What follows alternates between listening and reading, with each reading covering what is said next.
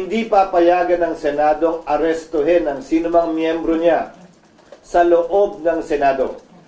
Sir, about Senator Bato de la Rosa, nagkausap na po ba kayong dalawa? Nagkausap kami.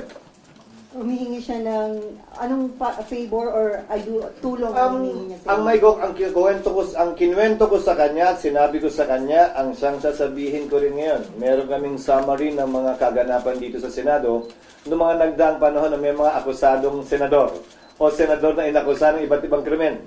Kung maalala nyo, kaugnay ng rebellion complex with murder ng laban kay dating Senador JPE, Senator Enrile.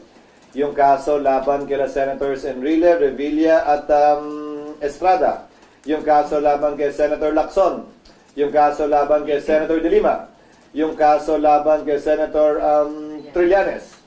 Ito yung iba't ibang sitwasyon kinaharap ng Senado kung saan may kaso laban sa kanila. At ang naging pasya ng Senado ay ito. Hindi nakabase sa batas, pero nakabase sa tinatawag na institutional courtesy. Hindi papayagan ng Senadong arestuhin ang sinumang miyembro niya sa loob ng Senado. Lalo na kung merong sesyon. Ang pinakamatagal na namalagi dito sa Senado ay si Senator Trillanes, na namalagi dito ng humigit kumulang 25 araw. Bibigay ko sa inyo yung history sa mga nagdaang panahon para may reference kayo.